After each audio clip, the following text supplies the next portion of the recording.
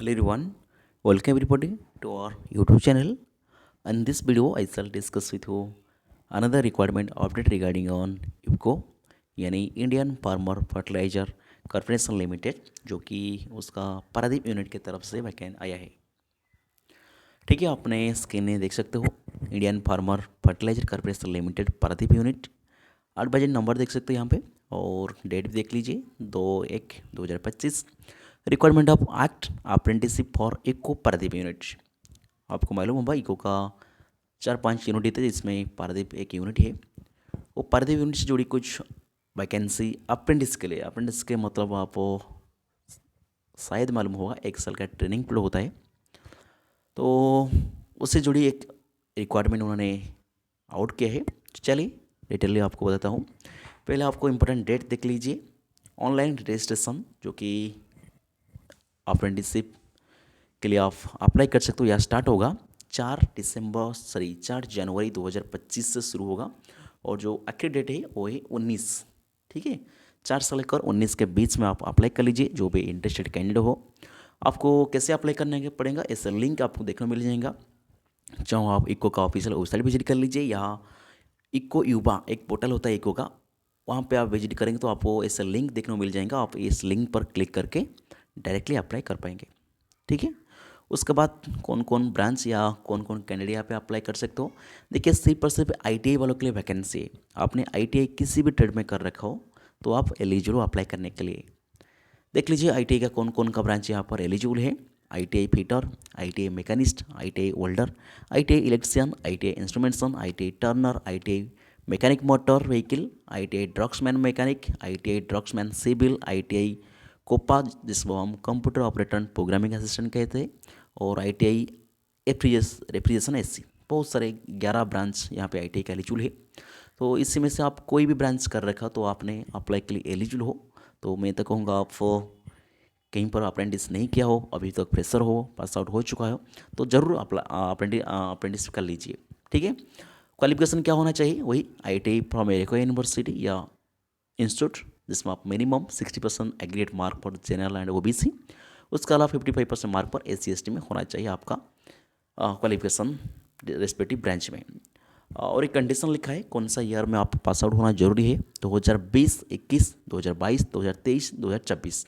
इस 5 साल में आपका आप ITI पास आउट होना भी अनिवार्य है, नहीं तो आप अप्लाई नहीं कर पाओगे।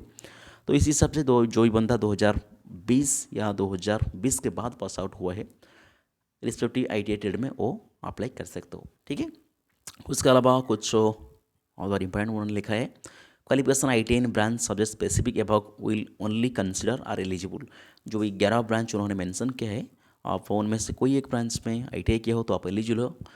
उसके अलावा आप कोई अदर ब्रांच में किया हो तो आप एलिजिबल नहीं हो। ठीक है, ITI in other unspecific branch shall not consider the prescribe qualification should form a recognised university या institute form a full time. आपके पास फुल टाइम कोर्स होना चाहिए, कोई पार्ट टाइम नहीं होना चाहिए। आपने higher qualification BTech MBA MCA वगैरह कर रखा तो आप नॉट एलिजिबल, सिर्फ ITI चाहिए।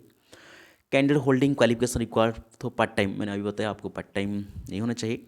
उसके अलावा एज लिमिट, सबसे बड़ी बात तो एज लिमिट क्या होना चाहिए। Certified issue by board of secondary education matriculation, आपकी मैट्रिक सर्टिफिकेट जो भी एज लिखा है वही आपका माना जाएगा एज के लिए।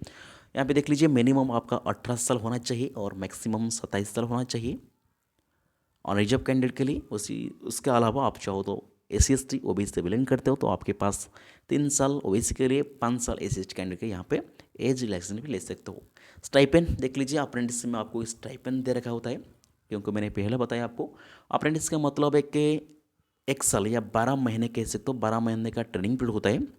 जो भी इंडस्ट्री में काम होता है उसके रिगार्डिंग आपको ट्रेनिंग दिया जाता है। आपके के कुछ एक्सपीरियंस या स्किल आप सीख पाओ, उसके एक मेथड कह सकते हो अप्रेंटिसशिप। तो हर एक महीना आपको एक स्टाइपेंड मिलती है कंपनी की तरफ से, चाहे वो कोई भी कंपनी हो, PSU हो या जो भी जितने भी अप्रेंटिसशिप जो भी कंपनी में आता है उनके तरफ कुछ स्टाइपेंड आपके लिए प्रोवाइड किया जाता है। और कुछ जनरल इंफॉर्मेशन वगैरह उन्होंने लिखा है। आपको ऑनलाइन टेस्ट इंटरव्यू वगैरह में सिलेक्शन होगा। एक्टिव एरर ईमेल ID आपके पास और मोबाइल नंबर एक्टिव होना चाहिए। This application support for Google Chrome, Google पे आप फॉर्म भर सकते हो।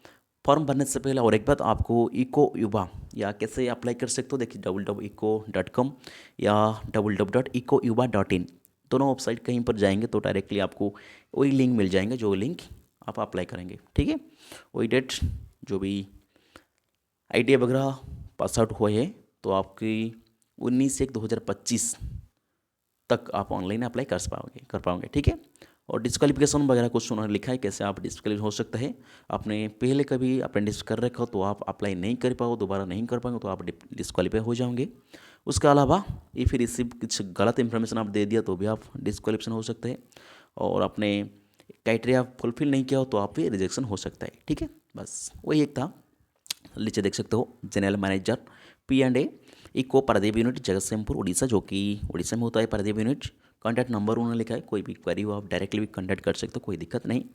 और वाली बात करिए इको यानी Indian farmer fertiliser corporation limited की तरफ से उनका पारादीप यूनिट के लिए कुछ अप्रेंटिस वैकेंसी उन्होंने आउट किया है, जिसके लिए सिर्फ और सिर्फ ITI बंदे एलिजिबल है, क्योंकि उसका जो डिप्लोमा और BSc का वैकेंसी पहले आया था लगभग 2026 मिड तक शायद आ चुका था, इसलिए उन्होंने ITI का ही पोस्ट ये बस 12 अप्रेंटिस के लिए आउट कर दिया है।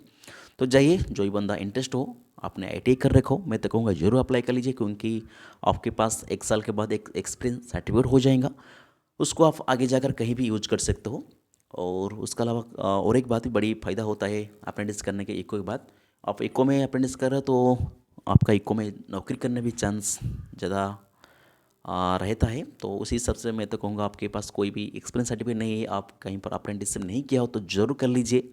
आप एलिजिबल हो तो ज़रूर अप्लाई कर लीजिए। आप एलिजिबल नहीं हो या आपने अप्रेंटिस कर चुके हो या आपने हायर क्वालिफिकेशन कर दिया तो आपने ज़रूर वीडियो को शेयर कर दीजिए। आपकी जो भी छोटा भाई और बहन होगा जो भी ITI कर रखे हैं उनके पास वीडियो जरूर पहुँचाइए।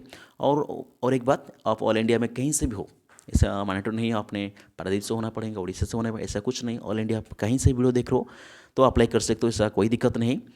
इको का एक नाम माना जाना पहचान है कॉरपोरेशन के लिए, तो वो अच्छा रहता है अप्रेंटिस करना, तो जरूर कर लीजिए। फैसिलिटी वगैरह भी ठीक ठाक रहता है।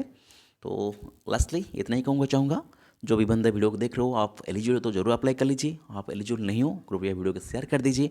आपकी अगल बगल में जो भी बंदा वीडियो को देखेंगे वो अप्लाई कर पाएंगे। ठीक है, तो ज़रूर वीडियो को एक शेयर कर दीजिए, एक लाइक कर लीजिए। सो फिर मिलते कभी इस तरीके से PSU अपडेट के लिए। So thank you for watching.